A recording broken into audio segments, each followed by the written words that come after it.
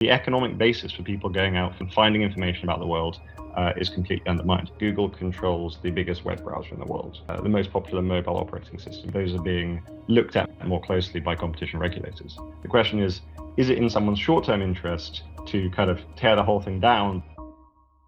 Do changes to Google mean the death of the web?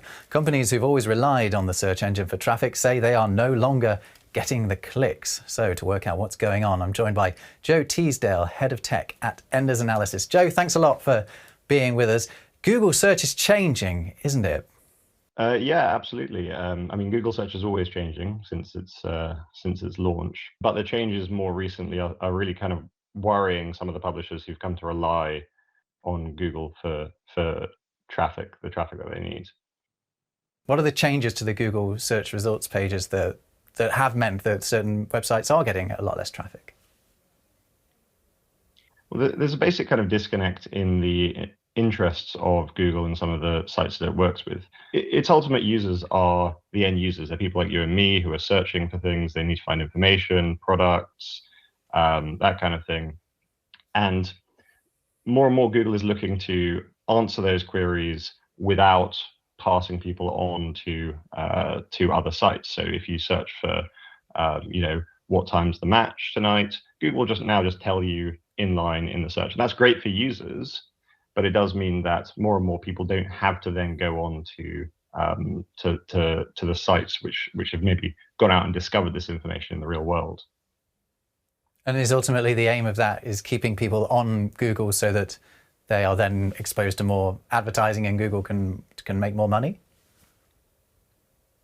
Well, it's about making Google more useful, right? I mean, if you just have a straightforward query about a particular bit of information and Google can just tell you that, then that's a great user experience.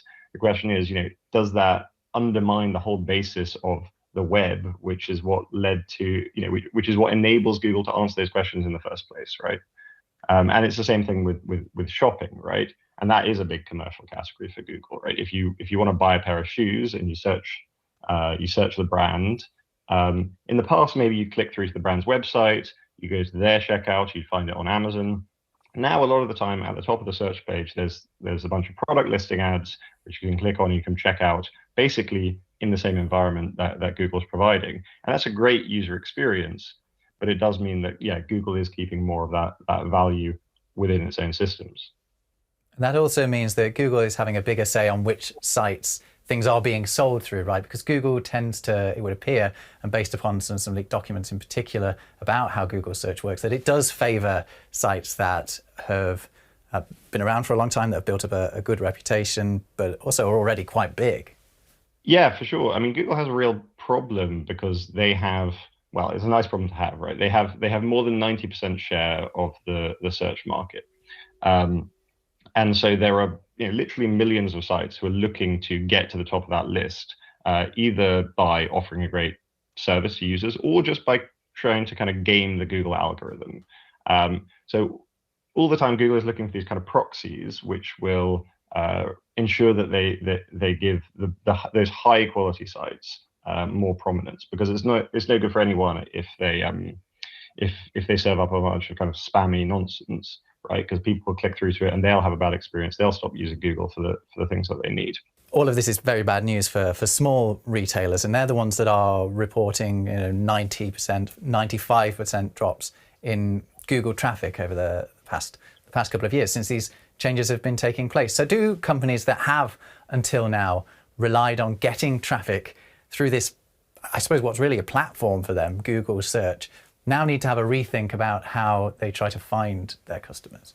If you look at the kind of best evidence we have for the overall volume of referrals coming from search, it's going up over time, right? And if you look at, say, news publishers, a sector that we look at in some detail, there are winners and losers within that category. But overall, they continue in the UK to get 35% of their traffic coming from their external traffic coming from search. What you tend to hear about is the anecdotes from the people who've really lost out from algorithm changes, and those do exist. And sometimes some of the changes do cause a problem for a whole category. I think it's always safer to have a direct relationship with your customers where you are the brand. People go out, they open a web browser and they're looking for you, for your content, for your services, for your products.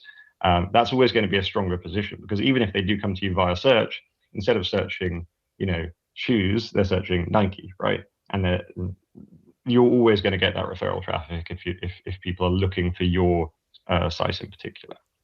Now, if you search on Google, if you type in a question, you may well just get the source. You may well get the answer that you're looking for right there in front of you, rather than having to click through to any sort of news site. But that information has to be sourced from somewhere. So for news publishers who want people to come to them directly for that information, that seems like this is bad for their business too. If they're not passing that traffic on to people like news publishers, people who actually go out and discover things about the world, right? Because the thing that's easy to forget about AI is it doesn't have access to reality, right? It has access to the web. So you need you need those kind of human conduits who go out and find things about the world, put them on the web so that AI can find out about them in the first place. If you kind of short circuit that whole process and just have AI giving the answers, then the economic basis for people going out, for news publishers going out and finding information about the world is completely undermined. So it's in nobody's long-term interest to do that. The question is it in someone's short-term interest to kind of tear the whole thing down by providing, an AI alternative to the news that would undermine that whole basis? But could some competitor come along and say, we're better than Google. We can answer all these questions via AI as soon as you have them. You never have to see an ad. You never have to click through to anything. That would be a real challenge to Google, and therefore to the economic basis of the web as a whole. I mean, how does Google avoid that risk? Because it needs to mitigate it for its own good. Yeah, I mean, there's lots of things that Google does to kind of protect its own position in search. And there are lots of advantages that they have. Google controls the biggest web browser in the world, Chrome.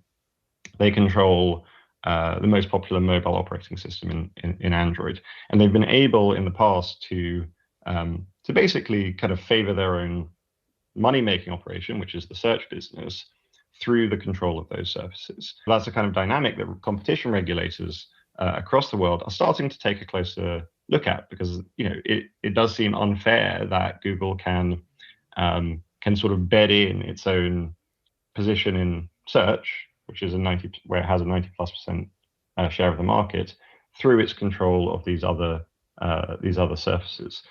So I think its ability to do that is being undermined, and you might have seen in the EU. If you get an Android phone, one of the first things you now have to do is freely choose the default search engine that you use from a list of competitors, including Google. So there are things that Google is able to do to protect its position against competitors, but I think quite rightly those are being looked at more closely by competition regulators. Can it hope to sort of maintain this almost monopolistic position that it has with the Google search page as it starts to converge with what other AI services are doing? Yeah, I think it's an interesting question. I think what you often see in technology competition over a very long time frame is less that a kind of monopolist gets outcompeted in what it does, because Google is so good at general web search now. They have, and there are all these incumbency and scale advantages which kind of protect that position. What you often see is that the category that a technology company operates in becomes made irrelevant by something new coming along. So the kind of old Yahoo or AOL kind of listings page, the web directory was kind of rendered redundant by the arrival of general web search. So that's the sort of thing I would be looking for. If I were Google, I'd be less worried that I'd be a bit worried that Bing is going to come along and take some of my share, but I'd be much more worried that a new way of interacting with the web or online content more generally renders search completely irrelevant. I think the web is resilient. I think it's a very powerful and well-proven way of organizing information. So I think the web is, if not forever, it's not reached the end of its life yet. But do we find those websites by typing them into a search bar or typing subjects into a search bar? That is maybe more contingent. Joe Teasdale from Enders Analysis, thanks so much for giving us your analysis on this. It's appreciated.